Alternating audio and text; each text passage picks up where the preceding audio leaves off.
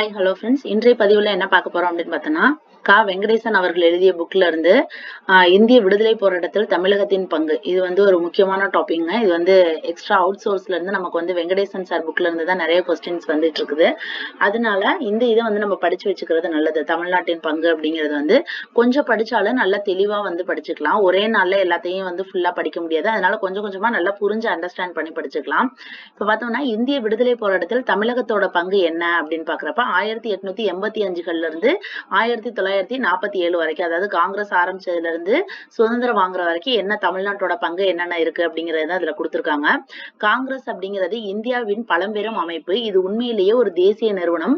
காங்கிரஸ் ஒரு குறிப்பிட்ட வகுப்பாரையோ அல்லது ஒரு சாரியின் நலன்களையோ காப்பாற்றுவதற்காக ஏற்பட்டது அல்ல அப்படின்னு யார் சொல்றாங்க? மகாத்மா காந்தி. அதாவது எல்லாரும் என்ன சொல்லியிருப்பாங்கன்னா, காங்கிரஸ்ல எல்லாருமே படிச்சவங்க தான் இருக்கிறாங்க, பிராமின்ஸ் தான் இருக்கிறாங்க. அதனால இது அதாவது என்ன சொல்லுவாங்க, பிராமின்ஸ் மட்டும் இருக்கிற மாதிரியான ஒரு அமைப்பு அப்படிங்கிற மாதிரி ஒரு பேசும் பொருளா இருந்திருக்கும். அப்ப மகாத்மா காந்தி சொல்றாரு, நீங்க நினைக்கிற மாதிரி காங்கிரஸ் ஒரு குறிப்பிட்ட வகுப்பாரையோ இல்ல ஒரு சாராரையோ மட்டும் அவங்களோட நலன்களை மட்டும் காப்பாற்றுறதுக்காக ஏற்பட்டது இல்ல, மக்களோட எல்லா நலன்களையும் காப்பாற்றுறதுக்காக ஏற்பட்டது தான் அப்படின்னு சொல்லிட்டு மகாத்மா காந்தி சொல்றாரு.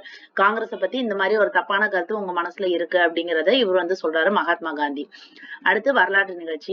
இந்திய தேசிய காங்கிரசின் தோற்றம் ஒரு வரலாற்று சிறப்புமிக்க நிகழ்ச்சி. மேற்கத்திய பண்பாட்டின் தாக்கம், அதாவது வெஸ்டர்ன் கல்ச்சர்ல எப்படி இருக்கோ அது மாதிரி இங்க கொண்டு வரணும். இந்திய சமுதாய சமய மறுமலர்ச்சி, ஆங்கில அதிகார வர்க்கத்தின் ஆதிக்க போக்கு, அந்நிய அரசாங்கத்தின் சுரண்டல் கொள்கை ஆகியவற்றின் விளைவாக இந்தியர்களிடையே தேசிய உணர்வு. அதாவது நம்மளோட நாட்டுல பிரிட்டிஷால அவன் எல்லாம் ஆட்சி படைச்சுக்கிட்டு எல்லாம் யூஸ் பண்ணிட்டு இருக்கிறான். அப்போ நமக்கு என்ன தோணுது, நமக்குள்ளார ஒரு தேசிய உணர்வு எப்படி உருவாகுது அப்படின்னு பார்த்தோம்னா, இது நம்ம ஐஎன்சி அது மூலியமா தான் நம்ம என்ன ஆரம்பிச்சிருக்கோம், இந்திய தேசிய காங்கிரஸ் அப்படிங்கிற ஒண்ணு ஆரம்பிச்சிருக்கோம். ஓகேங்களா? அதனாலதான் இந்த தேசிய உணர்வு உருவாயிடுச்சு அப்படிங்கிறாங்க. சென்னை, வங்காளம், பம்பாய் 3 முக்கியமான இடம். சென்னை, வங்காளம், பம்பாய். இந்த ராஜதானிகளில் துவங்கப்பட்ட அரசியல் சார்ந்த அமைப்புகள் இந்திய தேசியத்தின் ஊற்று கண்களாயின. அப்ப ஸ்டார்டிங்ல எங்க ஆரம்பிச்சிருக்காங்க? சென்னை, வங்காளம், பம்பாய். அதை ராஜதானிகள் அப்படின்னு சொல்லுவாங்க. இந்த போக்கின் இயல்பான விளைவை இந்திய தேசிய காங்கிரசின் தோற்றம். காங்கிரஸ் துவங்கப்பட்ட பின்னர் இந்திய விடுதலை போராட்ட வரலாற்றில் ஒரு புதிய திருப்பம். அப்ப நமக்கு சுதந்திரம் கிடைக்கணும் அப்படின்னு சொல்லி எல்லாரும் போராடிட்டு இருக்கிறப்ப காங்கிரஸ்னு ஒரு அமைப்பு ஆரம்பிச்சதுக்கு அப்புறம் அதோட அந்த இதுல ஒரு புதிய திருப்பம் ஏற்பட்டிருக்கு அப்படின்னு சொல்லியிருக்காங்க. இந்த போராட்டத்தின் துவக்க காலத்தில் தமிழ்நாட்டின் பங்கேற்பு பெருமைக்குரியதாக உள்ளது. அதை பத்தி தான் இப்ப பார்க்க போறோம். தமிழ்நாட்டோட பங்கெடுப்பு என்ன அப்படின்னு சொல்லிட்டு. ஃபர்ஸ்ட் ஒண்ணு, இந்திய விடுதலை போராட்டத்தில் தமிழ்நாட்டின் பங்கு பெருமைக்குரிய ஒன்றாகும்.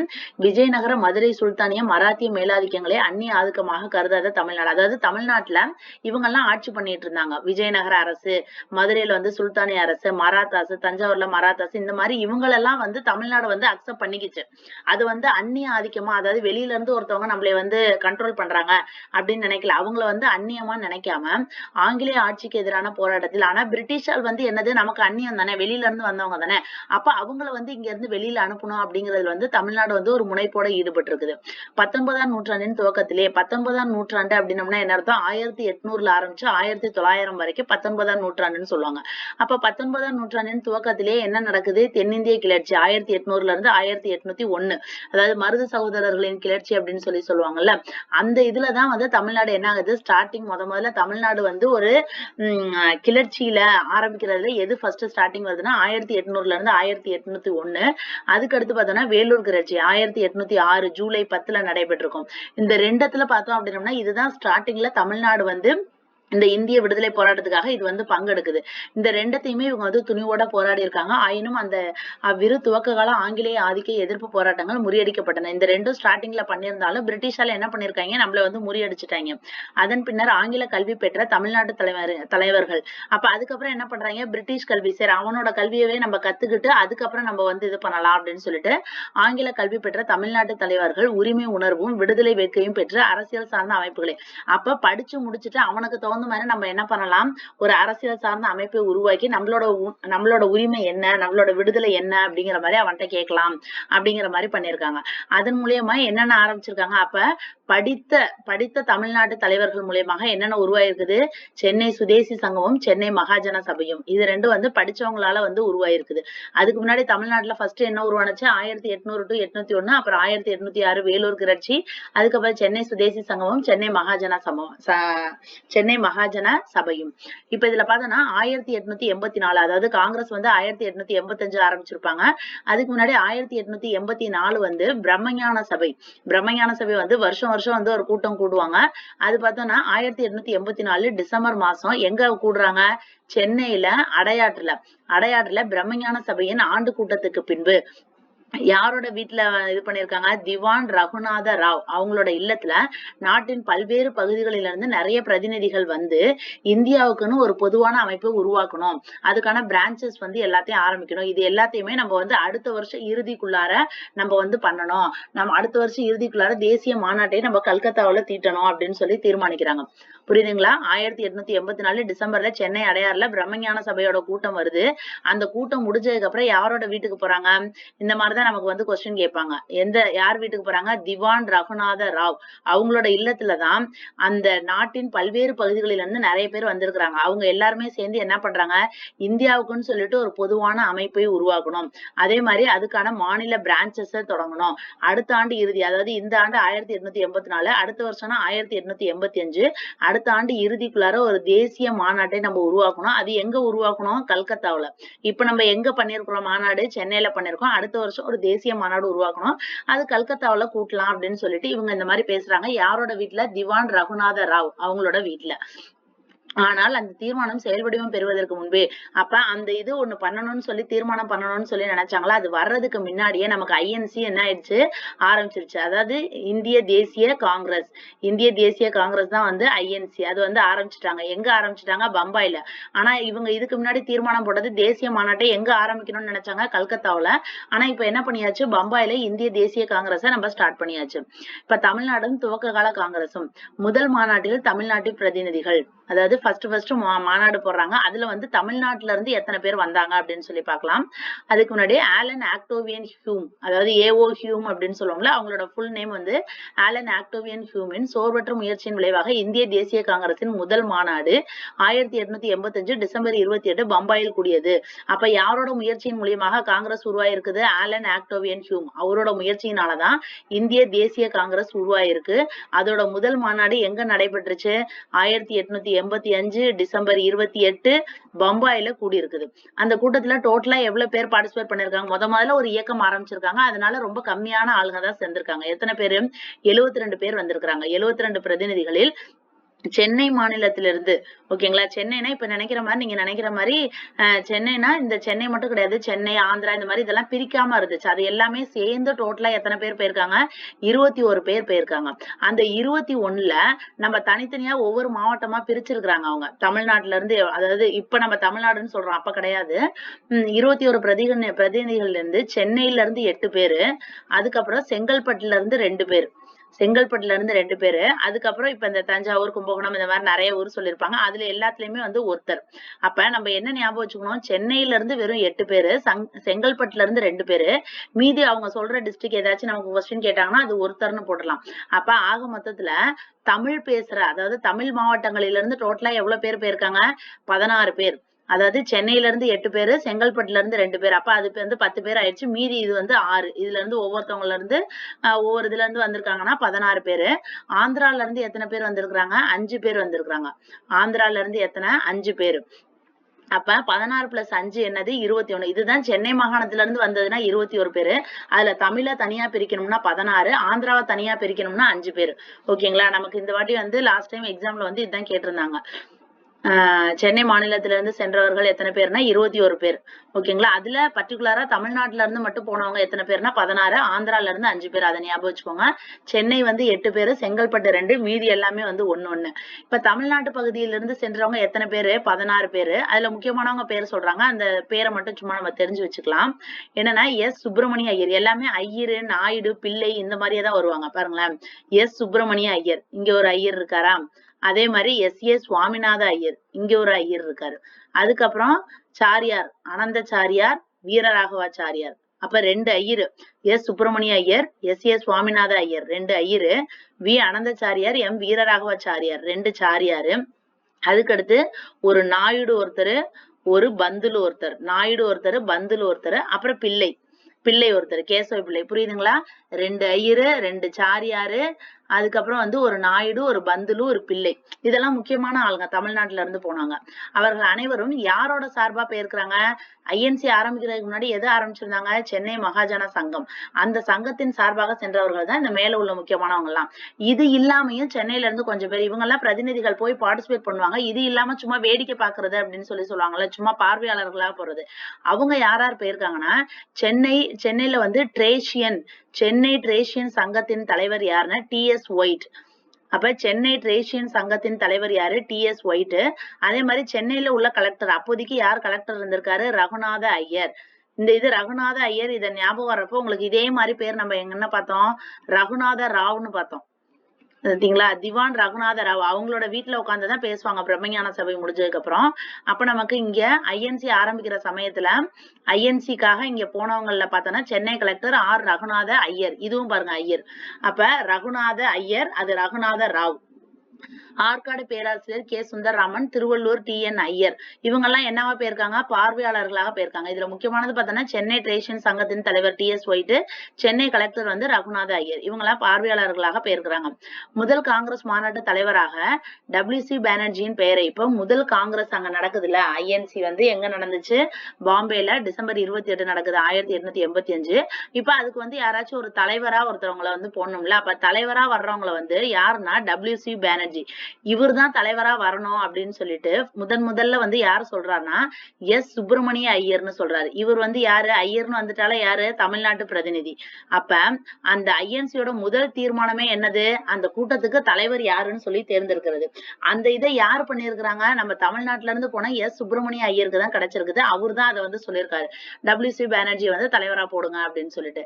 இந்திய விடுதலை போராட்டத்தில் புதிய சகாப்தத்தை துவங்கிய இந்திய தேசிய காங்கிரசின் முதல் மாநாட்டிலேயே தமிழ்நாட்டில் இருந்து அப்ப எவ்வளவு பேர் வேற இடத்துல இருந்து வந்திருப்பாங்க. ஓகேங்களா? வேற இடத்துல இருந்து வந்திருந்தாலும் அதுக்கான தலைவரை தேர்ந்தெடுக்கிறதுக்கான ஒரு முக்கியமான முதல் தீர்மானத்தை கொடுக்கறதுல யார் இருக்காங்க? தமிழ்நாட்டில இருந்து சென்ற பிரதிநிதிகள் தான் வந்து சிறப்பிடம் பெற்றிருக்கிறாங்க. அது யாரு? எஸ். சுப்பிரமணிய ஐயர். அடுத்து தமிழர்களின் பங்கேற்பு. பிரசித்தி பெற்ற பம்பாய் மாநாட்டில் மொத்தம் எத்தனை தீர்மானம் கொண்டு வந்திருக்காங்க? 8 தீர்மானம். 8ங்கிறப்ப உங்களுக்கு வேற என்ன ஞாபகம் வரணும்? சென்னையில இருந்து எத்தனை பேர் போனாங்க? 8 பேர் போனாங்க. அப்ப இந்த ஐஎன்சி மாநாட்டுல எத்தனை தீர்மானம் கொண்டு வராங்க? 8 தீர்மானம். 8 தீர்மானத்துல முதல் தீர்மானம் என்னது?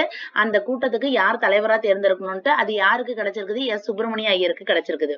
அப்ப பம்பாய் மாநாட்டில் 8 தீர்மானங்கள் நிறைவேற்றப்பட்டன. அந்த தீர்மானங்களை முன்மொழிவதிலும் வழிமொழிவதிலும் பங்கேற்ற சென்னை. அப்ப அந்த தீர்மானத்தெல்லாம் வந்து யாராச்சும் ஒருத்தவங்க இனிஷியேட் பண்ணுவாங்க. இன்னொருத்தவங்க வந்து ஆமா நான் அவங்க சொல்றதை ஆமோதிக்கிறேன், ஓகே அப்படின்னு சொல்லுவாங்களா. அது எல்லாமே வந்து நம்ம சென்னை மாகாண பிரதிநிதிகள்னு சொல்றாங்க. அது யாரா இருப்பாங்க? ஜி. சுப்பிரமணிய ஐயர், எஸ். சுப்பிரமணிய ஐயர். இப்போ உங்களுக்கு குழப்பமாங்களா? 2 சுப்பிரமணிய ஐயர் இருக்காரு பாருங்க. ஆனா முதல் தீர்மானத்தை கொண்டு வந்தவர் யாரு? எஸ். சுப்பிரமணிய ஐயர். அப்ப நம்மள கன்ஃபியூஸ் பண்றதுக்கு ஜி. சுப்பிரமணிய ஐயர் கொடுத்துப்பாங்க. ஆனா நம்ம வந்து எஸ். சுப்பிரமணிய ஐயர் இவர் தான் வந்து அந்த முதல் தீர்மானத்தை கொண்டு வந்தவர். அப்புறம் இன்னொன்னு பார்த்தோமே நம்ம சாரியார் 2 பார்த்தோமா? சாரியார். அப்புறம் வந்து நாயுடு 1 பார்த்தோம், நாயுடு. அப்புறம் வந்து அங்கேயே ஐயர் வந்து 2 பார்த்தோம், சுப்பிரமணிய ஐயர், சுவாமிநாத ஐயர். அது இல்லாம இப்ப இந்த ஜி. சுப்பிரமணிய ஐயர் ஒருத்தர் இருக்காரு. அப்புறம் வந்து நாயுடு பார்த்த மாதிரி பந்துலு ஒருத்தரை பார்த்தோம். அப்புறம் வந்து கேசவ பிள்ளை பார்த்தோம். அங்க மேல பார்த்ததே தான் திருப்பி கொடுத்திருக்காங்க. ஐயர் வந்து இன்னொரு ஐயர் கொடுத்திருக்காங்க, அவ்வளவுதான். ஓகேங்களா? இதுல முக்கியமானது பார்த்தோம்னா மு வீரராகவாச்சாரியார் அப்படின்னு சொல்றாங்கல்ல, அவர் வந்து எந்த பத்திரிகையை சேர்ந்தவர்? இந்து பத்திரிகையை சேர்ந்தவர். இந்த வீரராகவாச்சாரியார்னு சொல்றோம்ல, மு வீரராகவாச்சாரியார், இவர் வந்து எந்த பத்திரிகையை சேர்ந்தவர்? இந்து பத்திரிகையை சேர்ந்தவர் அப்படிங்கிறது முக்கியமானது. இந்த மாதிரி கொஞ்சம் கொஞ்சம் படிச்சாலும் நல்லா திருப்பி ரீகால் பண்ணி கொஞ்சம் கொஞ்சமா படிச்சுக்கலாம். ஏன்னா நமக்கு நல்ல டைம் இருக்குது. சீக்கிரமா படிச்சு நம்ம சீக்கிரமா வந்து மறந்து போறதுக்கு நல்ல பொறுமையா படிச்சு நமக்கு நல்ல மைண்ட்ல இருக்கிற மாதிரி வச்சுக்கோங்க. அடுத்து வந்து பிரதிநிதிகள். இப்ப அதுக்கு அடுத்து பார்த்தோம்னா 1886 டிசம்பர் மாசம், அதாவது அடுத்த மாநாடு எங்க நடைபெறுது? கல்கத்தால. ஆக்சுவலா முதல்ல அவங்க என்ன நினைச்சிருப்பாங்க? கல்கத்தால தான் ஒரு தேசிய மாநாட்டை கொண்டு வரணும்னு நினைச்சாங்களா பிரம்மஞான சபை கூட்டத்துல. இப்ப அதன் பிரகாரம் 2வது மாநாடு எங்க போறாங்க? கல்கத்தாவுல போடுறாங்க. ஐஎன்சியோட 2வது மாநாடு எங்க? கல்கத்தாவுல. இதுல சென்னையில இருந்து எத்தனை பேர் வந்திருக்காங்க? 47 பிரதிநிதிகள் வந்திருக்காங்க. சென்னையில இருந்து எத்தனை பேர் வந்திருக்காங்க? 47. இதுக்கு முன்னாடி நம்ம பார்த்ததுல சென்னையில இருந்து எத்தனை பேர் போனாங்க? 21 பேர் தான் போனாங்க. இப்ப எத்தனை பேர் வந்திருக்காங்க? 47 பேர் போயிருக்காங்க. அப்ப கொஞ்சம் கொஞ்சமா இன்க்ரீஸ் ஆகுது. அதுக்கடுத்து காங்கிரஸோட 3வது மாநாடு எங்க நடைபெறுது? 1887 டிசம்பர், சென்னையில நடைபெறுது. இப்போ வந்து 1000 விளக்கு அப்படின்னு அழைக்கக்கூடிய பகுதியில மக்கீஸ் தோட்டம் அப்படிங்கிற இடத்துல வந்து நம்ம ஐஎன்சியோட 3rd மாநாடு வந்து நடைபெறுது. அப்ப அது யார் தலைமையில கூடியிருக்கிறாங்க? பக்ருதீன் தியாப்ஜி. யாரோட தலைமையில கூடியிருக்காங்க? பக்ருதீன் தியாப்ஜி அவங்களோட தலைமையில கூடியிருக்கிறாங்க. முதல் முறையா என்ன பண்ணிருக்காங்க, ஒரு க்ளோஸ்டு ஏரியால மாநாடு போடாம திறந்த வெளி திடல்ல ஓப்பனா இருக்கும்ல, யார் வேணாலும் வந்து பார்க்கலாம் கொள்ளலாம், அந்த மாதிரி திறந்த வெளி திடல்ல வந்து ஒரு அலங்கார பந்தல் மாதிரி இப்பெல்லாம் மாநாடு மாதிரி போடுறாங்கல்ல, அந்த மாதிரி திறந்த வெளி திடல்ல வந்து முதல்ல பண்ணிருக்காங்க. இது சென்னையில நடக்கிறதுனால கண்டிப்பா வந்து சென்னை மாநிலத்துல இருந்து எவ்வளவு பேர், நிறைய பேர் கலந்திருப்பாங்க, 362 பிரதிநிதிகள். அப்ப இத பாக்குறப்ப ஃபர்ஸ்ட் மாநாடுல எத்தனை பேரு? 21 பேரு, 2வது மாநாடுல 47 பேரு, 3வது மாநாடுல 362 பிரதிநிதிகள் கலந்திருக்காங்க. இதுல பார்த்தோம்னா சென்னை பட்டதாரிகள் சங்கம், சென்னை மகாஜன சபை, திருவல்லிக்கேணி இலக்கிய சங்கம், தென்னிந்திய வர்த்தக company, Chennai metal company, Anjuman முத்த இஸ்லாம், புரசைவாக்கம் இந்து நிதி, சானார் முன்னேற்ற சங்கம், இந்த மாதிரி நிறைய அமைப்புகள் இருந்திருக்குது தனித்தனி. அதுல இருந்து நிறைய பிரதிநிதிகள் கலந்திருக்காங்க அப்படின்னு சொல்றாங்க. சென்னை மாநாட்டுல ஒரு சிறப்பு அம்சம் என்னன்னா, இப்ப இந்த மாநாடு நடைபெறணும்னா நிறைய செலவுலாம் இருக்கும்ல, அந்த செலவின் பெரும் பகுதி வந்து யாருகிட்ட இருந்து காசு வாங்கியிருக்காங்க? பொதுமக்கள்கிட்ட இருந்து காசு வாங்கி வசூலிச்சு அந்த மாநாடை வந்து பண்ணியிருக்காங்க. அதுக்கான செலவுகளை வந்து பொதுமக்கள்கிட்ட இருந்து காசு வாங்கி பண்ணிருக்காங்க. அப்ப அந்த மாநாட்டுக்கு நிதி திரட்டுறாங்க. இப்ப எப்படி வந்து ஒரு கோவில் எல்லாம் திருவிழா வருது அப்படின்னம்னா, நம்ம ஊர்ல உள்ள அந்த சின்ன சின்ன பிள்ளைங்க எல்லாம் வந்து நம்ம ஊர்ல உள்ள எல்லாத்துலயும் பெரியவங்கள்ட்ட எல்லாம் போய் பணம் திரட்டி அதுக்காக வந்து பண்ணுவாங்கல்ல, அதே மாதிரி இந்த மாநாட்டு நடைபெறுவதற்காக நிறைய நிதி வந்து திரட்டுறாங்க. அவங்க என்ன சொல்றாங்க, தலைக்கு 1 அணா முதல் 1.5 ரூபாய் வரை 1 அணா முதல் 1.5 ரூபாய் வரை வசூலிக்கிறாங்க. நிதி உதவியாளர்களில் பெரும்பாலானவர்கள் யாரு? தமிழர்கள்னு சொல்றாங்க. இவங்களோட நிதி தொகை பெரிது.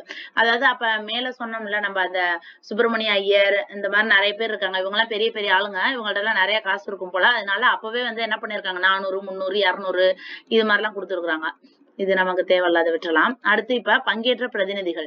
இப்ப சென்னை மாநாடை பத்தி தான் பார்த்துட்டு இருக்கோம். 3வது மாநாடு. சென்னை மாநாட்டில் பங்கேற்ற பிரதிநிதிகள் மாகாண வாரியாக பிரிச்சு சொல்றாங்க. சென்னை மாகாணம் 362 நாங்க சொல்லியிருந்தாங்க, இங்க 361 சொல்லியிருக்காங்க பாருங்க.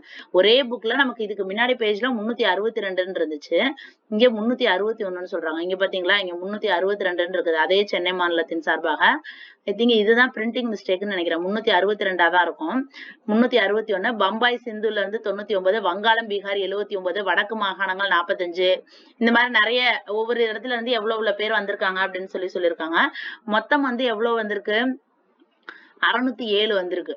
பம்பாயில இருந்து எவ்வளவு பேர் வந்திருக்காங்க பாருங்க, 9 பேர் தான். சென்னையில இருந்து 361 அப்படிங்கிறப்ப பம்பாயில இருந்து என்ன பண்ணிருக்காங்க, 9 பேர் தான் வந்திருக்காங்க. அப்ப டோட்டலா வந்து இந்த மாநாட்டுல ஃபுல்லா எவ்வளவு பேர் வந்திருக்காங்க? 607. இங்க 361 இருக்கு பாருங்க. இது எல்லாத்தையும் ஆட் பண்ணி பாருங்க. லாஸ்ட் டிஜிட்டை மட்டும் ஆட் பண்ணா 7 வருதான்னு பாக்கலாம். 9 + 1 10, 10, 19, 20, 24, 27, 27, 36. அப்ப இங்க 6ன்னு தானே வரணும், 7ன்னு கொடுத்துருக்காங்க. அப்ப இதுதான் தப்பு, 362 தான் வரணும். அப்போ மொத்த கேண்டிடேட் வந்து 607, அதுல சென்னையில இருந்து வந்தவங்க 361. இந்த பிரதிநிதிகள் தொழில் வாரியா பிரிச்சு சொல்லியிருக்காங்க. இது வந்து நம்ம எது முக்கியமானதோ அதை பார்த்துக்கலாம். அதாவது வழக்கறிஞர் மற்றும் ஓய்வு பெற்ற நீதிபதிகள் இவங்க 206. அப்ப அந்த ஐஎன்சில உள்ளவங்க நிறைய பேர் என்னவா இருக்கிறாங்க? லாயரா இருக்கிறாங்க, அதே மாதிரி ஜட்ஜா இருக்கிறாங்க. அப்ப நிறைய படிச்சவங்களா தான் இருக்கிறாங்க அப்படிங்கறத நம்ம புரிஞ்சுக்கலாம். அதுதான் இங்க கொடுத்திருக்காங்க. இந்த பிரதிநிதிகளில் வழக்கறிஞர்கள் தான் பெருமையா இருக்கிறாங்க, லாயர்ஸ் தான் நிறைய பேர் இருந்திருக்காங்க. பிரதிநிதிகள் மாவட்ட வாரியாக கொடுத்திருக்காங்க பாருங்க. இதெல்லாம் மனப்பாடம் பண்ண முடியாது, இதை விட்டுறலாம். அடுத்து விதிமுறை குழு உறுப்பினர்கள். சென்னை மாநாட்டில் காங்கிரஸ் அமைப்பிற்கான விதிமுறைகளை வகுப்பதற்காக இப்ப என்ன பண்றாங்க, சென்னை மாநாட்டுல என்ன பண்றாங்க, இப்ப இந்த ஐஎன்சி காங்கிரஸ் அப்படிங்கிற ஒரு அமைப்புக்கு விதிமுறைகள், அதாவது ஒரு set of rules and regulation போடணும்ல, அதை வகுப்பதற்காக என்ன பண்ணிருக்காங்க, ஒரு 32 பேர்களை கொண்ட ஒரு குழுவை வந்து உருவாக்கி இருக்காங்க. ஏற்கனவே என்ன பார்த்தோம், ஃபர்ஸ்ட் எடுத்தோன்னா 8 தீர்மானம் கொண்டு வர்றதா முதல் மாநாட்டோட வேலை. இங்க 3வது மாநாட்டுல என்ன பண்றாங்க, காங்கிரஸுக்கான விதிமுறைகளை வகுக்கணும், அதுக்கு வந்து 32 பேர் கொண்ட ஒரு குழுவை வந்து போடுறாங்க. அந்த குழுவுலையும் கண்டிப்பா யார் வந்துருவாங்க, தமிழ்நாட்டை சேர்ந்த முக்கியமானவர்கள்லாம் வருவாங்க. யார் யார் வராங்க பாருங்க, எஸ் சுப்பிரமணிய ஐயர். இவர் யாரு? எஸ் சுப்பிரமணிய ஐயர் முதல் மாநாட்டுல தீர்மானம் கொண்டு வந்தாரு பாத்தீங்களா, அவர் தான் இந்த எஸ் சுப்பிரமணிய ஐயர்.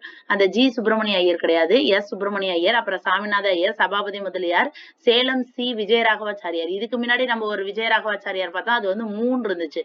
இது வந்து சேலம் சி விஜயராகவாச்சாரியார். அந்த விஜயராகவாச்சாரியார் தான் இந்து பத்திரிகையோட தொடர்புடையவர் அப்படின்னு சொல்லி பார்த்தோம்.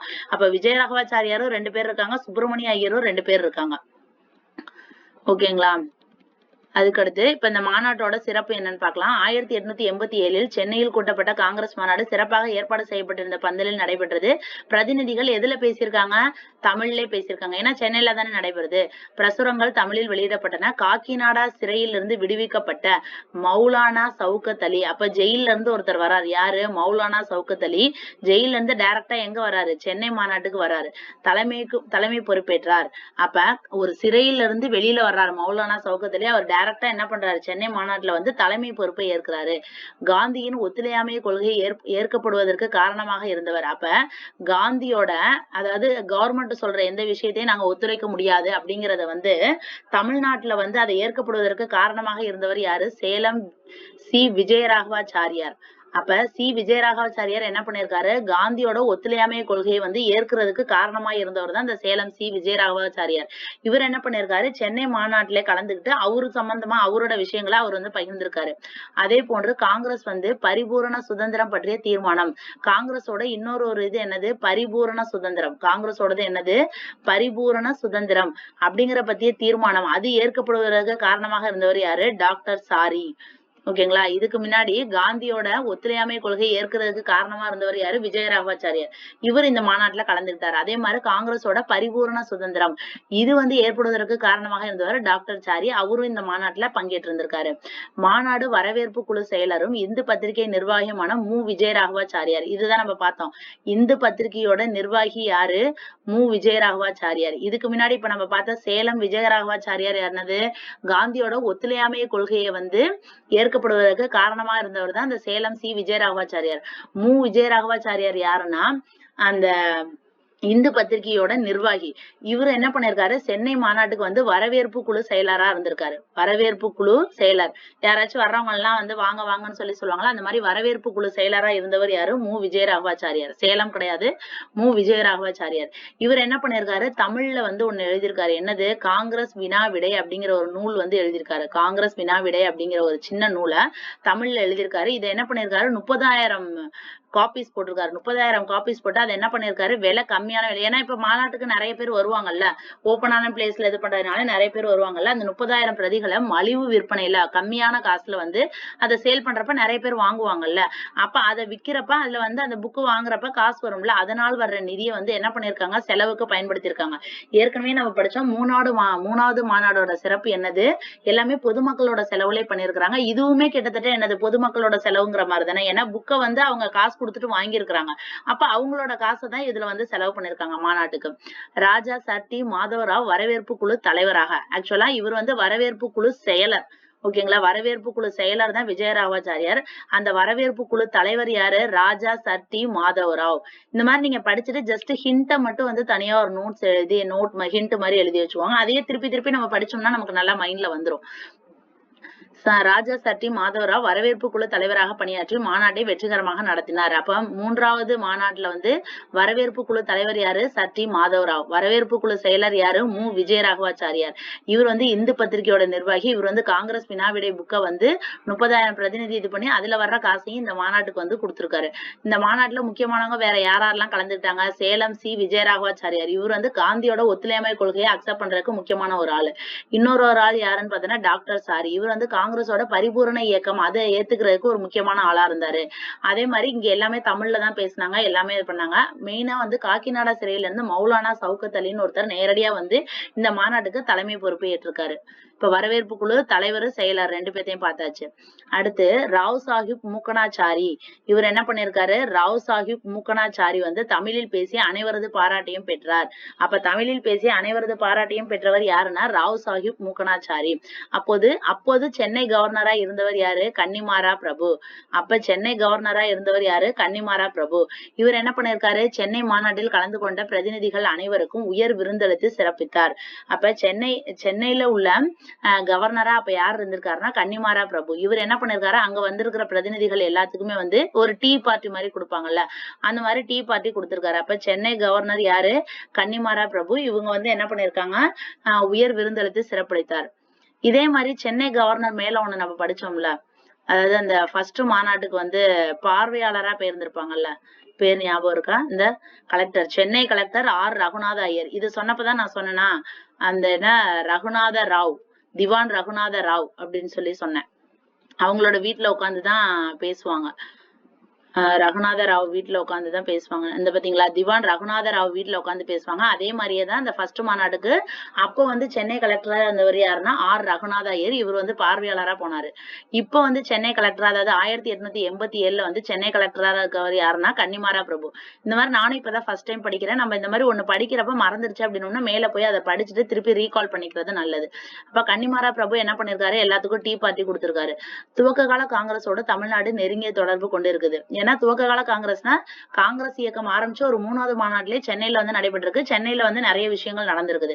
அப்ப 1887க்கு அப்புறம் சென்னையில வேற எப்பெல்லாம் வந்து நடந்துச்சு அப்படின்னு சொல்லி பார்த்தோம்னா 1894, 87, அதுல இருந்து ஒரு 7 கூட்டினோம்னா 94, 94, 98, 18, 98. இங்க பாருங்களேன், 1894, அப்புறம் ரைமிங்கா வருது பாருங்க, 1898, திருப்பி 1908, 1898, 1908, 88ன்னு முடியுது. அதுக்கப்புறம் 1923, 1927. இது வந்து 9 எடுத்தீங்கன்னா 1, 2, 3ன்னு வருது பாருங்க. 1923, 1927. இதெல்லாம் மனப்பாடம் பண்ணிதான் ஆகணும். ஏதாச்சும் ஒரு க்ளூ வச்சு படிச்சுக்கலாம்.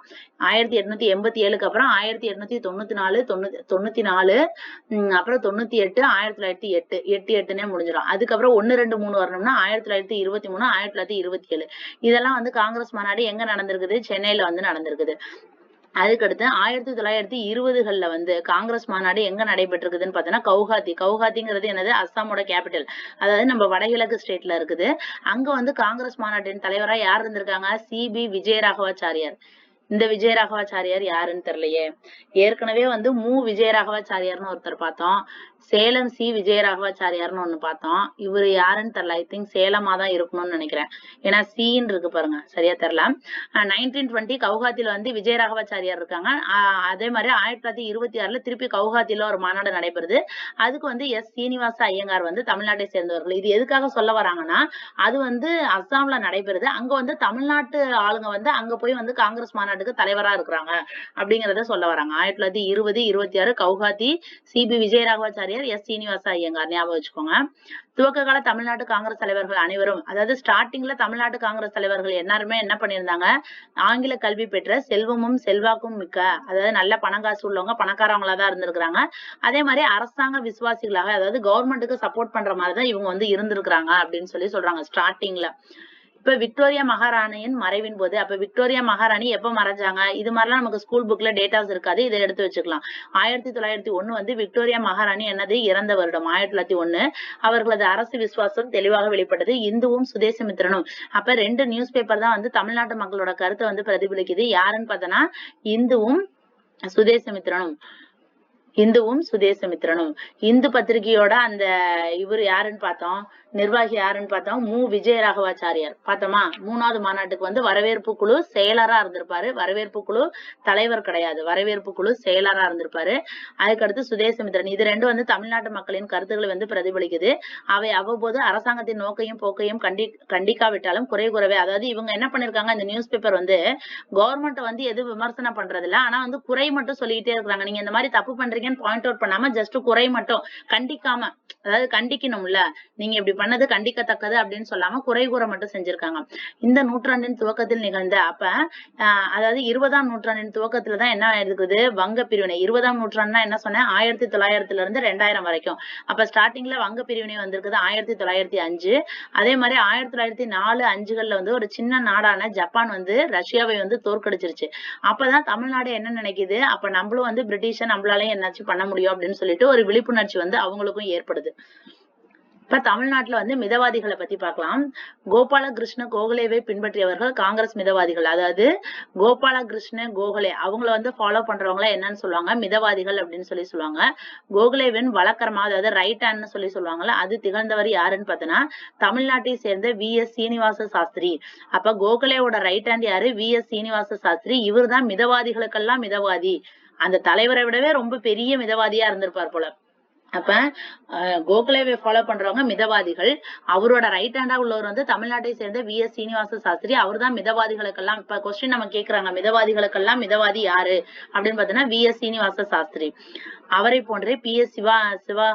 சிவசாமி ஐயரும், வி. கிருஷ்ணசாமி ஐயரும், டி.ஆர். வெங்கட்ராம சாஸ்திரியும், இந்திரன் ரெவ்யூ பத்திரிகை ஆசிரியரான ஜி.ஏ. நடேசனும் தமிழ்நாட்டின் தலை சிறந்த மிதவாதிகள்.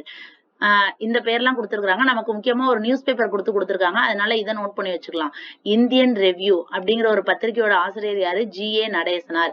இந்தியன் ரெவ்யூங்கிறது என்னது? ஜி.ஏ. நடேசன் அப்படின்னு சொல்லிட்டு. அதாவது இங்க ரிவ்யூன்னு இருக்கா, ரிவ்யூ, இங்க ஜி.ஏ. நடேசன். அதாவது இது எப்படி ஞாபகம் வச்சுக்கலாம்னா, இப்போ ஒரு படத்தை பத்தி எல்லாம் ரிவ்யூ பண்றாங்கல்ல, ரிவ்யூங்கிறது ரிவ்யூன்னு ஞாபகம் வச்சுக்கோங்க.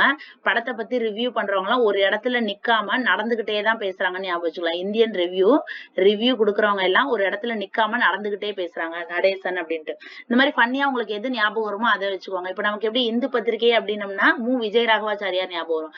இந்தியன் ரிவ்யூ பண்றவங்க ஒரு இடத்துல நிக்காம நடந்துகிட்டே இருப்பாங்க, ஜி.ஏ. நடேசன். இந்த மாதிரி நமக்கு டக்குன்னு அதை பார்த்தோன்னு தோணும். அதுக்காக தான் தமிழ்நாட்டின் தலை சிறந்த மிதவாதிகள் ஆவார். அதே மாதிரி இப்ப வேற என்ன பார்த்தோம்? மிதவாதிகளுக்கெல்லாம் மிதவாதி யாரு? சீனிவாச ஐயரா? சீனிவாச ஐயர். அப்ப எப்படி ஞாபகம் வச்சுக்கலாம்? நீங்க சீனி வாசம்னு இருக்கா, மிதவாதிகளுக்கெல்லாம் மிதவாதி அப்படின்னம்னா சீனினா சர்க்கரை. சர்க்கரையோட வாசனையை கொண்டாந்து யாரா இருந்தாலும் வந்துருவாங்க, யாரா இருந்தாலும் எவ்வளவு பெரிய தலைவரா இருந்தாலும் கீழே விழுந்துருவாங்க அப்படின்னு வச்சுக்கலாம். இப்ப மிதவாதிகளுக்கெல்லாம் மிதவாதி யாரு? சீனிவாச சாஸ்திரி. கோகலேவை ஃபாலோ பண்றவங்கள மிதவாதிகள் அப்படின்னு சொல்லுவாங்க. அவர்கள் அனைவரும் பிராமண மத்தியதர வகுப்பை சேர்ந்தவர்களாக, இவங்க எல்லாமே வந்து பிராமின்ஸ் அப்படின்னு சொல்றாங்க. பெரும்பாலும் நம்ம ஏற்கனவே பார்த்தோம், வக்கீல் தான் நிறைய பேர் இருந்திருப்பாங்க, வக்கீல் தொழிலை மேற்கொண்டிருந்தனர். தமிழ்நாட்டு மிதவாதிகள் அரசாங்க ஆதரவாளர்கள். தமிழ்நாட்டுல உள்ள மிதவாதிகள் எல்லாமே என்ன பண்ணிருக்காங்க? பிரிட்டிஷ் கவர்மெண்ட் என்னவோ அவங்களுக்கு வந்து சப்போர்ட்டா தான் இருக்கிறாங்க. அதாவது மிண்டோ மார்லி சீர்திருத்தம்னு நம்ம படிச்சிருப்போம். அதுதான் இங்க மார்லி மிண்டோ சீர்திருத்தம்னு கொடுத்திருக்காங்க. இது வந்து 1909 ஏற்படுது. அதன் விளைவாக சென்னை சட்டமன்றத்தில் மிதவாதிகள் வந்து இடம்பெறாங்க. அப்ப பிரிட்டிஷ் போட்ட சீர்திருத்தம் தான் 1909. அதன் மூலியமா சென்னை சட்டமன்றத்துல வந்து மிதவாதிகள், ஏன்னா மிதவாதிகள் எல்லாமே இப்ப என்ன பண்ணிருக்கிறாங்க?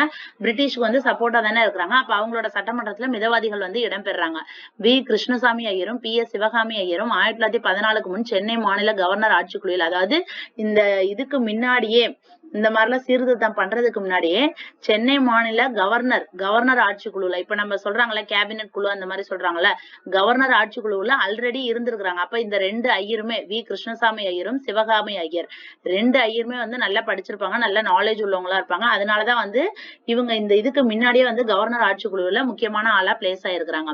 இப்ப 1917 ஆகஸ்ட் 20 வந்து மாண்டேகு அறிக்கை வந்து வெளியிடுறாங்க. எப்ப? 1917 ஆகஸ்ட் 20 மாண்டேகுவின் அறிக்கையை வந்து என்ன பண்ணிருக்காங்க? தமிழ்நாட்டு மிதவாதிகள் வந்து அக்செப்ட் பண்ணிக்கிறாங்க. ஏன்னு கேட்டோம்னா இவங்க தான் அரசாங்கத்தை வந்து சப்போர்ட் பண்ணி தானே இருக்கிறாங்க. அப்ப அதனால இவங்க ஆதரிக்கிறாங்க. அதே போன்று இரட்டை ஆட்சியையும், அந்த மாண்டேகு சென்ஸ்போர்டு சீர்திருத்தத்துல என்ன சொல்லிருப்பாங்க? இரட்டை ஆட்சியை சொல்லிருப்பாங்க. அந்த இரட்டை ஆட்சியையும் அக்செப்ட் பண்ணிட்டாங்க.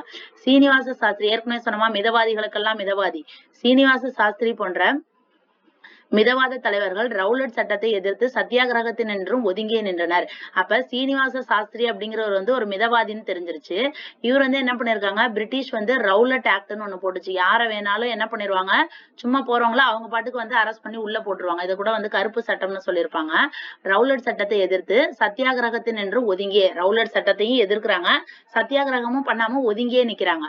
அப்படி ஒதுங்கி நின்றதோடு மட்டுமின்றி அந்த நேரடி நடவடிக்கையை வந்து என்ன பண்ணிருக்காரு? கண்டிக்கவும் செஞ்சிருக்காரு. முதல்ல ஒரு மிதவாதி என்ன பண்ணிருக்காங்க? பிரிட்டிஷ் பண்ற விஷயத்த கண்டிக்கிறாங்க. இதுக்கு முன்னாடி அந்த நியூஸ் பேப்பர் எல்லாம் கூட நம்ம என்ன பார்த்தோம்? ஜஸ்ட் குறை மட்டும் தான் கூறினாங்க, கண்டிக்கல. இந்த இடத்துல என்ன பண்ணிருக்காங்க? கண்டிக்கிறாங்க. அதனால்தான் காந்தி தனது ரவுலட் சத்தியாகிரகத்துக்கு தமிழ்நாட்டு தீவிரவாதிகளின் ஆதரவை நாட வேண்டியதாயிற்று. அப்ப அதனாலதான் காந்தி என்ன பண்றாங்க? ரவுலட் சத்தியாகிரகத்துக்கு யாரோட சப்போர்ட் வேணும்? தமிழ்நாட்டு தீவிரவாதிகளோட ஆதரவு. ஏன்னா இவங்க வந்து மிதவாதிகள் வந்து சப்போர்ட் பண்ண மாட்டேங்கிறாங்க. தீவிரவாதிகள்னா நீங்க நினைக்கிற மாதிரி தீவிரவாதிகள் கிடையாது. கொஞ்சம் வந்து அரசாங்கத்துக்கு ஆமாஞ்சாமி போடாம கொஞ்சம் இதா இருப்பாங்கல்ல அவங்க. அப்ப அதனாலதான் ரவுலட் சத்தியாகிரகத்துக்கு, ஏன்னா மிதவாதிகள் சப்போர்ட் பண்ண மாட்டேங்கிறாங்க, தீவிரவாதிகள் வந்து நமக்கு சப்போர்ட் பண்ணணும் அப்படிங்கிறதுக்காக காந்தி இது பண்ணாரு அப்படின்னு சொல்லிட்டு யாரு சொல்லியிருக்காங்க? டேவிட் அர்னால்ட் அப்படிங்கிறவரு சொல்லியிருக்காரு. இப்ப அதுக்கடுத்து தமிழ்நாட்டு தீவிரவாதிகளை பத்தி பார்க்கலாம். எப்படி வந்து மிதவாதிகள் வந்து கோகலேவை ஃபாலோ பண்ணவங்க மிதவாதிகள், அதே மாதிரி தீவிரவாதிகள்னா பால கங்காதர திலகரை பின்பற்றியவர்கள் யாருன்னா தீவிரவாதிகள் அப்படின்னு சொல்லி அழைக்கிறாங்க. சேலம் விஜயராகவாச்சாரியாரை தமிழ்நாட்டு தீவிரவாதத்தின் தந்தை என கூறலாம். சேலம் விஜயராகவாச்சாரியார் ஓகேங்களா. சேலம் விஜயராகவாச்சாரியார். இது ஏற்கனவே நம்ம என்ன பார்த்தோம், சேலம் விஜயராகவாச்சாரியார் வந்து காந்தியோட ஒத்துழையாமை கொள்கையை ஏற்கிறதுக்கு இவர் ஒரு காரணமா இருந்திருப்பாரு. இவரை என்ன சொல்றாங்க, தீவிரவாதத்தின் தந்தை அப்படின்னு சொல்லி சொல்றாங்க. காந்தியோட ஒத்துழையாமை கொள்கையை ஏற்கிறதுக்கு காரணமா இருந்தவர். ஆனா இவர் வந்து தீவிரவாதத்தின் தந்தை. திலகரை ஃபாலோ பண்றவங்கள நார்மலா தீவிரவாதிகள்னு சொல்லுவாங்க. அவரது பாசறையில் பயிற்சி பெற்றவர் தான் சி ராஜகோபாலாச்சாரி. விஜயராகவாச்சாரி, ராஜகோபாலாச்சாரி, ராஜாஜின்னு சொல்றாங்கல்ல. இந்த ராஜாஜி வந்து யாருகிட்ட வந்து பயிற்சி பெற்றவங்க, இந்த விஜயராகவாச்சாரிய. சேலத்தை தென்னாட்டின் பூனா என கருதி கொண்டு, அப்ப தென்னாட்டின் பூனா என்று அழைக்கப்படுவது என்னது, சேலம். சேலத்தை தென்னாட்டின் பூனா. ஏன் சேலத்தை சொல்றாங்க, சேலம் விஜயராகவாச்சாரியார் தான் தீவிரவாதத்தின் தந்தை. அப்ப தென்னாட்டின் பூனா என்னது, சேலம் அப்படின்னு கருதி கொண்டு திலகர் என்ன பண்றாரு, தமிழ்நாட்டு தீவிரவாதிகள் திலகர் அடியொற்றி, அதாவது திலகர் எந்த வழியோ அந்த வழியை ஃபாலோ பண்ணி தமிழ்நாட்டு தீவிரவாதிகள் செயல்படுறாங்க. சென்னையில் டி.எம். நாயர், எஸ். கஸ்தூரிரங்க ஐயங்கார், ஏ. ராமசாமி ஐயங்கார், டி. ரெங்காச்சாரி ஆகியோர் செல்வாக்குமிக்க தீவிரவாதிகள். இவங்க எல்லாம் தீவிரவாதிகள்னு சொல்றாங்க. இந்த தீவிரவாதிகள்ல யாருமே ஐயர் இல்ல பாருங்க. டி.எம். நாயர், ஐயங்கார், ரெங்காச்சாரி இந்த மாதிரிதான் இருக்காங்க. அப்ப ஐயருங்கிறவங்க வந்து மிதவாதிகள். அப்படி சும்மா ஒரு நம்ம ஞாபகம் வச்சுக்கிறதுக்கு ஐயரு அந்த மாதிரிலாம் வந்துச்சுன்னா, அங்க இங்க பாருங்க, சாரியார், ஐயங்கார், நாயரு இது மாதிரி வராங்க. வங்காள பிரிவினையின் விளைவாக எழுந்த தேசிய இயக்கத்தால் பெரிதும் கவரப்பட்ட, அப்ப வங்காள பிரிவினை 1905 வங்காள பிரிவினை வந்துச்சு. அதன் மூலியமாக ஏற்பட்ட தேசிய இயக்கத்தால் பெரிதும் கவரப்பட்டவர் யாரு, வ.உ. சிதம்பரம் பிள்ளை. இவர் என்ன பண்ணிருக்காரு, தூத்துக்குடியில வந்து ஒரு சுதேசி கப்பல் கம்பெனியை ஒண்ணு வந்து ஆரம்பிக்கலாம் அப்படின்னு சொல்லிட்டு, எல்லாரும் வந்து சுதேசி பொருட்களை வந்து நமக்கு தேவையானதை நம்மளே தயாரிச்சுக்கலாம் அப்படின்னு சொல்றப்ப, இவர் வந்து ஒரு கப்பல் கம்பெனியை பிரிட்டிஷுக்கு எதிராக நம்ம தயாரிக்கலாம் அப்படின்னு சொல்லிட்டு இவர் என்ன பண்ணிருக்காரு, 1906 நவம்பர்ல ஸ்டார்ட் பண்றாரு. வங்க பிரிவினை 1905 வரும். இவர் 1906 நவம்பர்ல சுதேசி கப்பல் கம்பெனியை ஆரம்பிக்கிறாரு. அப்ப 1907 வந்து எங்க மாநாடு நடைபெறுது, சூரத் மாநாடு. சூரத்ல நடைபெறுது. அங்க வந்து காங்கிரசுக்கு 100க்கும் மேற்பட்ட தமிழ்நாட்டு தீவிரவாதிகளை திரட்டி வருமாறு வ.உ. சிதம்பரம் பிள்ளைக்கு யார் வந்து ஆர்டர் போடுறா, அரவிந்த் கோஷ் கொடுத்த தந்தியை சிறமேற்கொண்டு தமிழ்நாட்டு திலகரான அவர். அப்ப தமிழ்நாட்டு திலகர் யாரு, தமிழ்நாட்டு திலகர் வ.உ.சி. தமிழ்நாட்டு திலகரான அவர் சென்னை சென்று சுப்பிரமணிய பாரதியினரும் மண்டையம் சீனிவாசாச்சாரியிடம் கலந்து பேசி தமிழ்நாட்டு பிரதிநிதிகளை சூரத் மாநாட்டுக்கு அழைத்து சென்றார். இது உங்களுக்கு புரியுதா? 1907 வந்து சூரத்ல காங்கிரஸ் மாநாடு நடைபெறுது. அதுக்கு வந்து தமிழ்நாட்டுல இருந்து தீவிரவாதிகள் வந்து நிறைய பேர்த்த கூட்டிட்டு வா அப்படின்னு சொல்லிட்டு வ.உ.சிக்கு வந்து அரவிந்த் கோஷ் வந்து என்ன பண்றாரு, ஒரு தந்தி கொடுக்குறாரு. அதை ஏத்துக்கிட்டாரு வ.உ. சிதம்பரம். இவர் என்ன பண்றாரு, இவரால மட்டும் பண்ண முடியாதுன்னு சொல்லிட்டு இவர் ஓடி போய் சுப்பிரமணிய பாரதியாரு, மண்டையம் சீனிவாசாச்சாரியார் இவங்க 2 பேத்துக்கிட்டையும் கலந்து பேசி தமிழ்நாட்டுல இருந்து நிறைய தீவிரவாதிகளை சூரத் மாநாடுக்கு கூட்டிட்டு போறாங்க. இதுல தமிழ்நாட்டு திலகர்னா யாருன்னு பார்த்தோம்னா, இந்த வ.உ.சியை தான் தமிழ்நாட்டு திலகர்னு சொல்லுவாங்க. ஏற்கனவே என்ன பார்த்தோம், தென்னாட்டின் பூனா அப்படிங்கிறது வந்து சேலம். அதே மாதிரி சேலம் விஜயராகவாச்சாரியார் தான் வந்து தீவிரவாத தலைவர்னு படிச்சோமா, தீவிரவாதத்தின் தந்தை தான் சேலம் விஜயராகவாச்சாரியார். தமிழ்நாட்டு திலகரானா அவர் வந்து எல்லாத்தையும் கூட்டிட்டு போறாரு சூரத் மாநாட்டுக்கு. சுரேந்திரநாத் எத்திராஜ், திருவல்லிக்கேணி கிருஷ்ணமாச்சாரி, பாரதியார், வ.உ.சி, சீனிவாச ராகவாச்சாரி, சக்கரை செட்டியார் ஆகிய தமிழ்நாட்டு தீவிரவாத பிரதிநிதிகள் திலகரை. இப்ப இவங்க எல்லாம் வந்து தீவிரவாதிகள். யாரை கூட்டிட்டு போனது, இங்க இருந்து வ.உ.சி, சுப்பிரமணிய பாரதியார், அப்புறம் யாரு, மண்டையம் சீனிவாசாச்சாரியார் இவங்க எல்லாரும் கூட்டிட்டு போறாங்க. அப்ப அவங்க எல்லாரும் போய் என்ன பண்றாங்க, எங்க போறாங்க, இவங்க எல்லாம் சூரத்துக்கு போறாங்க. சூரத்துக்கு போறப்ப சூரத்துக்கு திலகரை தானே பார்க்க போறாங்க. அங்க அரவிந்த் கோஷ் ஆர்டர் போட்டாரு. திலகர் வந்து அங்க வந்து மாநாடு நடைபெறதுனால அவர் மெயினான ஆளு, அவர் அங்க இருப்பாரு. அப்ப என்ன பண்றாங்க, தமிழ்நாட்டு தீவிர பிரதிநிதிகள் எல்லாருமே அந்த திலகரை சூழ்ந்து கொண்டு அவருக்கு வந்து பாதுகாப்பு அளிக்கிறாங்க. மத்தவங்க பிரிட்டிஷால அடிக்கிறப்ப அவருக்கு நமக்கு எந்த அடிபட்டாலும் பரவாயில்ல, திலகருக்கு எதுவும் ஆகக்கூடாதுன்னு சொல்லிட்டு தமக்கு எத்தனை அடிபட்ட போதும் திலகரை காக்க வேண்டும் என்று அசையாது நின்ற இந்த சென்னை பிரதிநிதிகளின் தீரத்தன்மை என்னும் போது உடல் வந்து புல்லரித்து மிகுந்த மகிழ்ச்சி உண்டாகிறது அப்படின்னு சொல்லி யார் சொல்லியிருக்காரு, பாரதியார். ஏன்னா அந்த இடத்துல அடி வாங்கி நின்னவர்ல யாரோ ஒருத்தர் பாரதியார். அப்ப இதெல்லாம் பாக்குறப்ப நமக்கு அந்த மாதிரி வந்து புல்லரிச்சு ரொம்ப மகிழ்ச்சி அடையுது. திலகருக்கு எந்தவித அடியும் படக்கூடாது, நமக்கு எவ்வளவு அடிபட்டாலும் பரவாயில்ல அப்படின்னு சொல்லிட்டு சென்னை பிரதிநிதிகள் எல்லாருமே அப்படி ஒத்துமையா நிக்கிறத பாக்குறப்ப எனக்கு ரொம்ப சந்தோஷமா இருந்துச்சு அப்படின்னு சொல்லி பாரதியார் வந்து தன்னோட எக்ஸ்பீரியன்ஸ சொல்றாரு. 1908 பிப்ரவரி மாதம் தூத்துக்குடியில் கோரல் தொழிற்சாலை வேலை நிறுத்தத்தில், இப்ப நம்ம இப்ப என்னென்ன பார்த்தோம், 1905 வந்து வங்க பிரிவினை வந்துச்சு. 1906 வந்து நவம்பர்ல என்ன பண்ணிட்டாரு, ஒரு சுதேசி கப்பல் கம்பெனி ஆரம்பிக்கிறாரு. 1907 சூரத் மாநாட்டுக்கு இங்க இருந்து தீவிரவாதிகள்லாம் அழைச்சிட்டு போறாங்க. இப்ப 1908 பிப்ரவரி மாசத்துல தூத்துக்குடியில வந்து கோரல் தொழிற்சாலை, கோரல் அப்படின்னம்னா பவளம்னு அர்த்தம். கோரல் தொழிற்சாலையில என்ன பண்றாங்க, வேலை நிறுத்தம், வேலைக்கு போக முடியாது அப்படின்னு சொல்லிட்டு வேலை நிறுத்தத்துல ஈடுபடுறாங்க. அதுல வந்து வ.உ. சிதம்பரம் பிள்ளை சம்பந்தப்பட்டதும் மார்ச் மாதம் தடை உத்தரவை மீறி அவரும் சுப்பிரமணிய சிவாவும் பொதுக்கூட்டத்தில் பேசியதும். அப்ப இந்த வேலை நிறுத்தத்துக்கு யாரு காரணம், இந்த வஉசி அந்த சுதேசி கப்பல் கம்பெனி இது பண்ணாங்கல்ல அந்த வஉசி, அதே மாதிரி தமிழ்நாட்டின் திலகர் வஉசி இவர் சம்பந்தப்பட்டிருக்காரு. இது வந்து பிப்ரவரி மாசம் நடந்திருக்கு. அதுக்கப்புறம் மார்ச் மாசத்துல வந்து பிரிட்டிஷ் வந்து ஒரு தடை போட்டிருக்கு. நீங்க வந்து பொதுக்கூட்டத்துல பேசக்கூடாது, யார் யாரு வஉசியும் சுப்பிரமணிய சிவாவும் பொதுக்கூட்டத்துல பேசக்கூடாதுன்னு சொல்லிட்டு ஒரு தடை போட்டிருக்காங்க. அதையும் மீறி இவங்க 2 பேரும் பேசினதுனால இவங்க 2 பேர்த்தையும் என்ன பண்ணிட்டாங்க, கைது செஞ்சுட்டாங்க. அவர்கள் கைதானதை அடுத்து தூத்துக்குடியிலும் திருநெல்வேலியிலும் என்ன ஆயிடுச்சு, வன்முறை கலவரங்கள் ஏற்பட்டு அது லாஸ்ட்ல பிரிட்டிஷ் வந்து துப்பாக்கி சூடு பண்ணதுனால முடிவடைஞ்சிருக்குது. 1907 சூரத் மாநாட்டுக்கு போயிட்டு வந்திருக்காங்க. திருப்பி 8 வந்து தூத்துக்குடியில ஒரு வேலை நிறுத்தம் வந்திருக்கு. அதுக்கு இவர் காரணமா இருந்திருக்காரு. மார்ச் மாசம் வஉசியும் சுப்பிரமணிய சிவாவையும் எந்த கூட்டத்திலையும் பேசக்கூடாதுன்னு சொல்லியிருக்காங்க. அதை மீறி இவங்க பேசினதுனால அவங்களை கைது செஞ்சிருக்காங்க. இதனால அங்க உள்ள மக்கள் வந்து தூத்துக்குடி திருநெல்வேலியில நிறைய வன்முறை வெடிச்சிருக்கு. ஏன்னா இவங்க எல்லாம் வந்து தீவிரவாதிகள் தானே, அதாவது தீவிரவாத காங்கிரஸ்ல உள்ளவங்க. அப்ப அதனால துப்பாக்கி சூட்டுல முடிஞ்சிச்சுன்னு சொல்றாங்க. அடுத்து 1911 ஜூன் 17 இதெல்லாம் நம்ம ஸ்கூல் புக்லயே படிச்சிருப்போம் பாத்தீங்களா. 1911 ஜூன் 17 வாஞ்சிநாதன் என்ன பண்ணிருக்காரு, திருநெல்வேலி கலெக்டர் ஆஷ் ஏன்னு கேட்டோம்னா, இப்ப இந்த திருநெல்வேலி கலெக்டர் ஆஷ் வந்து ஏன் இவர் கொலை பண்றாரு, திருநெல்வேலியிலையும் தூத்துக்குடியிலையும் இந்த மாதிரி கலவரங்கள் வெடிக்குது. யாருனால, வஉசி சுப்பிரமணிய சிவா இவங்க கைது செஞ்சதுனால இந்த கலவரங்கள் வெடிக்கிறப்ப அங்க என்ன பண்ணிருப்பாங்க, துப்பாக்கி சூட்ல வந்து நிறைய மக்களை வந்து கொண்டிருப்பாங்க. அதுக்கு ரிவெஞ்ச் பண்றதுக்காக தான். ஏன்னா இது 1908 நடைபெறுதா.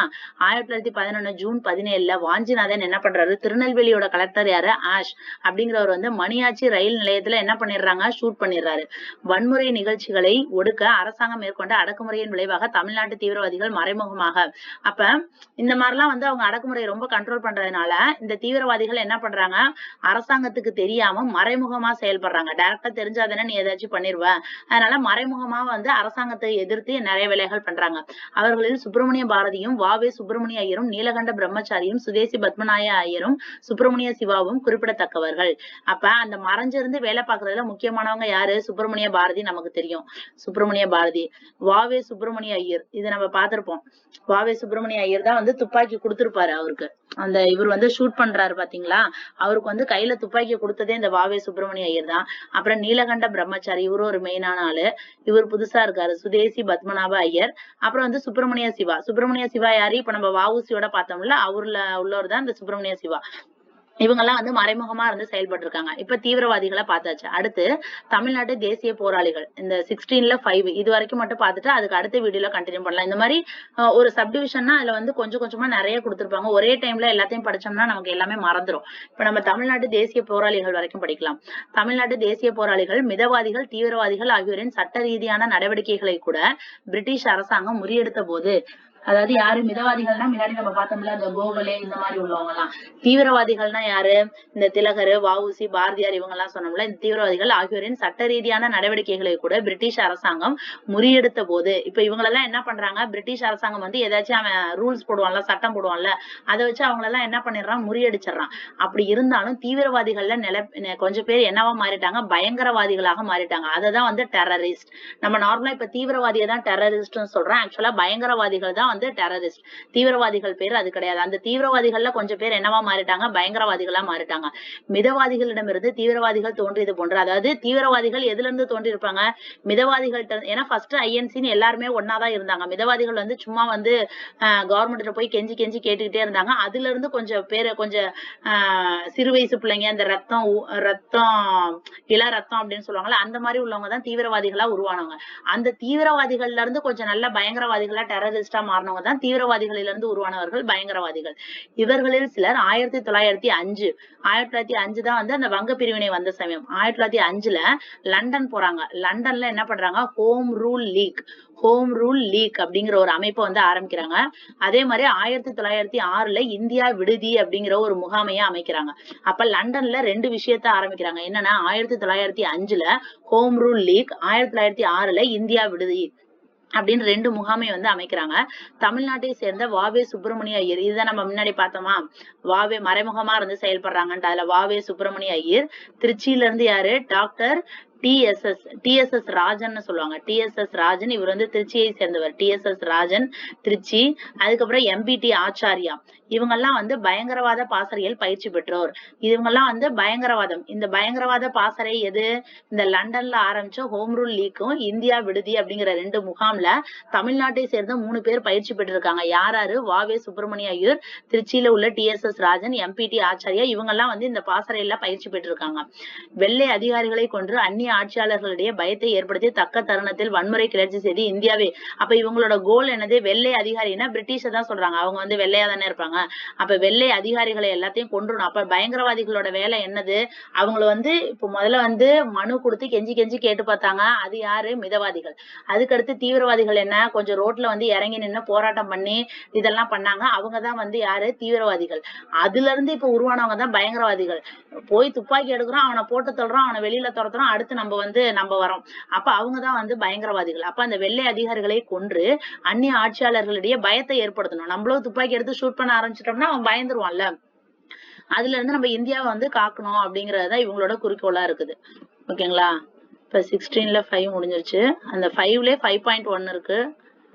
5.1 5.2 வாஞ்சிநாதனை பத்தி. அதுக்கடுத்து வஉசியின் விளக்கம்.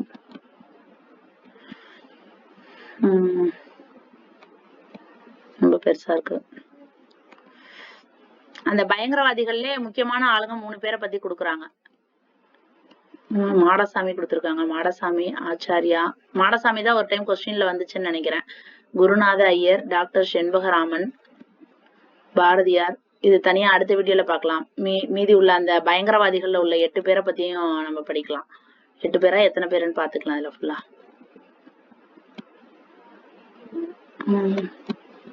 எவ்வளவு பெருசா இருக்கு பாருங்க, நிறைய விஷயங்கள் இருக்கு. நம்ம இதுல வந்து ஒரு கதை மாதிரி தெரிஞ்சுக்கிட்டோம் அப்படின்னம்னா ஈஸியா படிச்சிடலாம். படிக்கணும்னு நினைச்சு மனப்பாடம் பண்ணணும் அப்படின்னு நினைச்சோம்னா கொஞ்சம் கஷ்டமா தான் இருக்கும். நம்ம ஒரு கதை மாதிரி தெரிஞ்சுக்கிட்டோம் பாருங்க. இன்னும் எவ்வளவு பேர் இருக்காங்க. சுப்பிரமணிய சிவாவை பத்தி கொடுத்திருக்காங்க.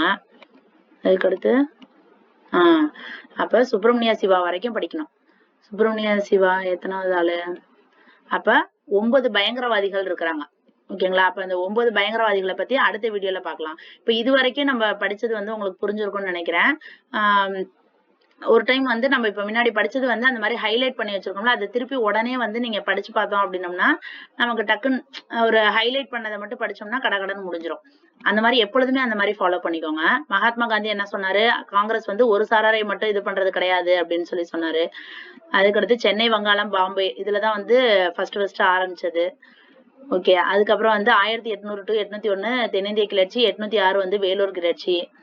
அப்புறம் 1884 டிசம்பர் சென்னை அடையாறு பிரம்மஞான சபை. அது முடிஞ்சோன்னா திவான் ரகுநாத ராவ் வீட்டுல உட்காந்து எல்லாரும் பேசுவாங்க. அடுத்த வருஷம் கல்கத்தாவில தேசிய மாநாட்டுல ஆரம்பிக்கலாம். ஆனா அதுக்கு முன்னாடி ஐஎன்சி பாம்பேல ஆரம்பிச்சுட்டாங்க. முதல் மாநாடு வந்து ஆலன் ஆக்டோவியன் ஹியூம் அவரோட முயற்சியின் மூலமாக தான் நடைபெற்றிருக்கு. 1885 டிசம்பர் 28 பாம்பே. டோட்டல் 72 பேரு. சென்னையில இருந்து 21 பேரு. அதுல 8 பேர் சென்னை, செங்கற்பட்டுல இருந்து 2 பேர், மீதி எல்லாமே ஒவ்வொருத்தவங்க. அப்ப தமிழ் மாவட்டத்துல இருந்து 16 பேர், ஆந்திரால இருந்து 5 பேர். ஓகேங்களா? இந்த 16 பேர்ல முக்கியமா என்ன வருவாங்க? ஐயரு, சாரியாரு, நாயுடு, பந்துலு, பிள்ளை இந்த மாதிரி வருவாங்க. இது இல்லாம பார்வையாளர்களாக போனவங்க யாருன்னு பார்த்தோன்னா ட்ரேஷன் சங்கத்தோட தலைவர் ஒயிட்டு, சென்னை கலெக்டர் ரகுநாத ஐயரு, இந்த மாதிரி உள்ளவங்க எல்லாம் பார்வையாளராக போயிருப்பாங்க. ஃபர்ஸ்ட் மாநாட்டுல வந்து முதல் தீர்மானத்தை கொண்டு வந்தவர் வந்து எஸ் சுப்பிரமணிய ஐயர். WC பானர்ஜி வந்து ஃபர்ஸ்ட் கொண்டு வரலாம், அவரை தலைவரா போடலான்னு இவர் தான் சொல்லியிருப்பாரு. அப்ப மொத்தம் 8 தீர்மானங்கள் கொண்டு வந்தாங்க. அதுல எல்லா தீர்மானங்களையும் மெயினா நம்ம சென்னையில இருந்து போன ஆளுங்க தான் வந்து எல்லாமே அதை வந்து பண்ணிருப்பாங்க. இந்த வீரராகவாச்சாரியார் வந்து இந்து பத்திரிகையை சேர்ந்தவர். அதுக்கப்புறம் 1886 டிசம்பர் கல்கத்தா காங்கிரஸோட 2வது மாநாடு. தமிழ்நாட்டுல இருந்து சென்னையில இருந்து 47 பேரு. 3வது மாநாடு 87 டிசம்பர் சென்னை 1000 விளக்கு மக்கீஸ் தோட்டம். இது பக்ருதீன் தியாப்ஜி திறந்தவெளி கூடத்துல நடைபெற்றிருக்கும். 362 பிரதிநிதிகள். செலவின் பெரும்பகுதி மக்கள்கிட்ட இருந்து வாங்கியிருப்பாங்க. நிதி தலைக்கு 1 அணால இருந்து 1.5 வரைக்கும் வாங்கியிருப்பாங்க. அதுக்கப்புறம் இதுல வந்து டோட்டலா 362 பேர். அதாவது சென்னை மாகாணத்துல இருந்து 362, மாத்திக்கோங்க 61 இருக்கு. மொத்தம் வந்து 607. பாம்பேல இருந்து 9 பேர். இதுல மேக்சிமம் ஆளுங்க எல்லாமே வழக்கறிஞர்களா இருப்பாங்க. இதுல பார்த்தோன்னா ஃபர்ஸ்ட் எடுத்தோன்னா காங்கிரஸ் அமைப்புக்கு ஒரு set of rules and regulation இது பண்றதுக்காக 32 பேர்களை கொண்ட ஒரு குழு வந்து உருவாக்கி இருப்பாங்க. அதுல முக்கியமான ஆளுங்க தமிழ்நாட்டை சேர்ந்தவங்க எல்லாம் இடம்பெற்றிருப்பாங்க. அப்புறம் இதுல மெயினானது என்னன்னா, இங்க உள்ளவங்க எல்லாமே தமிழ்ல பேசியிருப்பாங்க. அந்த பிரசுரங்கள் எல்லாமே தமிழ்ல வெளியிட்டிருக்கோம். முதல்ல வந்து ஓப்பனான ஒரு திறந்தவெளி கூடத்துல வந்து நடைபெற்றிருக்கும். காக்கிநாடா சிறையில இருந்து மௌலானா சவுகத் அலி டைரக்டா இதுக்கு வந்து தலைமை பொறுப்பேற்றிருப்பாரு. அதே மாதிரி காந்தியோட ஒத்துழையாமை இயக்கம் வந்து கொள்கை ஏற்கப்படுவதற்கு காரணமாக இருந்தவர் தான் சேலம் சி விஜயராகவாச்சாரியார். அவரு இதுல கலந்திருப்பாரு. அப்புறம் காங்கிரஸோட பரிபூர்ண சுதந்திரம் அதுக்கு காரணமா இருந்தவர் டாக்டர் சாரி, அவரும் இதுல கலந்திருப்பாரு. அப்புறம் வரவேற்பு குழு தலைவர் வந்து ராஜா சர்டி மாதவராவு, வரவேற்பு குழு செயலர் வந்து மு விஜயராகவாச்சாரியார். இவர் வந்து இந்து பத்திரிகை நிர்வாகி. இவர் தமிழ்ல காங்கிரஸ் வினாவிடை எழுதியிருப்பாரு. 30,000 பிரதிநிதிகள் மலிவு விற்பனைக்கு வித்து அந்த செலவையும் இதுக்கே வந்து கொடுத்திருப்பாரு. ராவ் சாஹிப் பூங்கனாச்சாரி தமிழில் பேசி எல்லாத்தோட பாராட்டையும் பெற்றிருப்பாரு. அந்த சமயத்துல கவர்னரா இருந்தவர் வந்து கன்னிமாரா பிரபு. இவர் வந்து எல்லாத்துக்கும் டீ பார்ட்டி வந்து கொடுத்திருப்பாரு. அப்புறம் 1887க்கு அப்புறம் சென்னையில வந்து ஒரு 5 இடத்துல மாநாடு 5 வருஷம் நடந்திருக்கும். 5 டைம் 1894, 98, அப்புறம் 1908, அப்புறம் 1923, 27, அப்புறம் 1920, 26ல கவுஹாத்தில காங்கிரஸ் மாநாடு நடைபெறதுல அதுல தமிழ்நாட்டை சேர்ந்தவங்க வந்து தலைவர்களா இருந்திருப்பாங்க. சிபி விஜயராகவாச்சாரியாரும் சீனிவாச ஐயங்காரும். அப்புறம் வந்து பிரிட்டிஷ் கல்வி, அதாவது ஆங்கில கல்வி வருது. அப்புறம் விக்டோரியா மகாராணி இறந்தது வந்து 1901. தமிழ்நாட்டு மக்களோட கருத்தை தெரிவிச்ச நியூஸ் பேப்பர் இந்துவும் சுதேசமித்திரனும். அதுக்கப்புறம் இவங்க வந்து எல்லாம் இந்த நியூஸ் பேப்பர்ல என்ன பண்ணாங்கன்னா, அவங்கள பத்தி எதுவும் கண்டிக்காம குறை கூற மட்டும் தான் சொல்லிட்டு இருந்தாங்க. ஸ்டார்டிங்ல, அதாவது 20ஆம் நூற்றாண்டின் துவக்கத்துல நடைபெற்றதான் வங்க பிரிவினை 1905. அப்புறம் ஜப்பான், சின்ன நாடான ஜப்பான் வந்து ரஷ்யாவை தாக்கிச்சு 1904-5. இதன் மூலியமா தான் தமிழ்நாட்டுல வந்து நம்மளும் வந்து ஒரு விழிப்புணர்ச்சி வருது. இப்ப முதல்ல தீவிரவாதிகள் மிதவாதிகள் வராங்க. அதாவது கோகலே, ஜி.கே. கோகலேன்னு சொல்லுவாங்க. அவங்கள பின்பற்றியவர்கள் மிதவாதிகள்னு சொல்றாங்க. மிதவாதிகளுக்கெல்லாம் மிதவாதி யாருன்னு பாத்தீங்கன்னா வி.எஸ். சீனிவாச சாஸ்திரி. இவர் வந்து கோகலேயோட ரைட் ஹேண்ட். இவர் வந்து தமிழ்நாட்டை சேர்ந்தவர். அப்புறம் வந்து பாத்தீங்கன்னா நிறைய மிதவாதிகள் இருக்காங்க. அதுல மெயினான ஆள் வந்து இந்தியன் ரெவ்யூ, அந்த பத்திரிகையோட ஆசிரியர் ஜி.ஏ. நடேசன். ரெவ்யூனா ரிவ்யூ கொடுப்பாங்க, நடந்துகிட்டே கொடுப்பாங்கன்னு சொன்னேன். இதுல உள்ளவங்க எல்லாமே மேக்சிமம் எல்லாமே லாயர்ஸ் தான் இருக்கிறாங்க. அதே மாதிரி பிரிட்டிஷுக்கு ஆதரவாளர்களா தான் இருந்திருக்காங்க மிதவாதிகள்.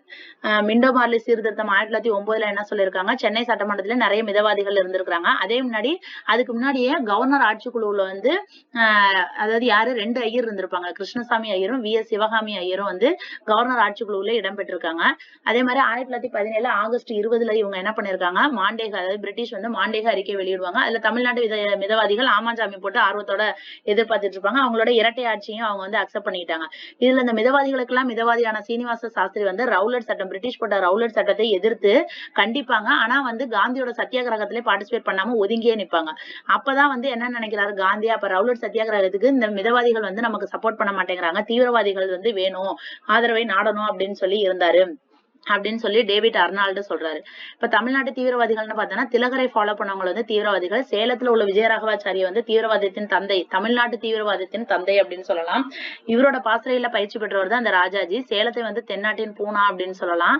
வங்காள பிரிவினையின் விளைவாக உருவானதுதான் என்னது, வங்காள பிரிவினை வந்ததுக்கு அப்புறம் தான் அந்த சுதேசி கப்பல் கம்பெனி இதெல்லாம் ஆரம்பிப்பாங்க. வ.உ. சிதம்பரம் பிள்ளை 1906 நவம்பர்ல ஆரம்பிக்கிறாங்க.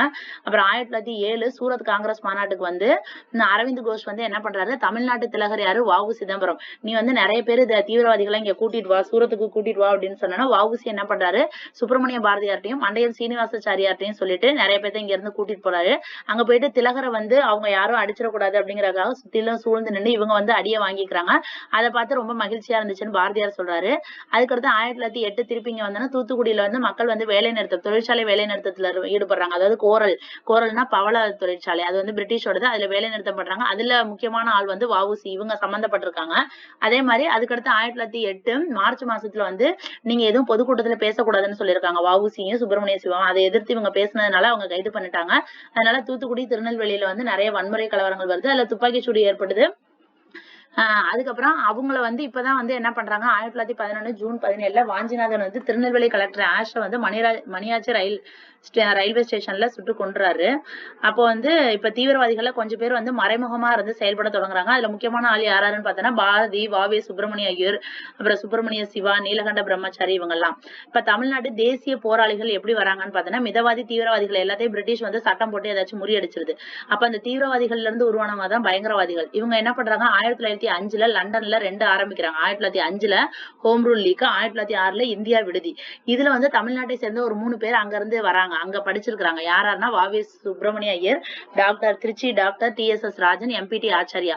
இவங்க எல்லாம் வந்து அந்த பயங்கரவாத பாசறையில பயிற்சி பெற்றவங்களா இருக்கிறாங்க. இவங்க வந்து வெள்ளை அதிகாரிகளை கொண்டுட்டு நம்மள அந்நியர்களோட ஆட்சியில இருந்து நம்ம தமிழ்நாட்டை மீட்டெடுக்கணும், இந்தியாவை மீட்டெடுக்கணும் அப்படிங்கறத இவங்களோட கோலா இருந்திருக்குது.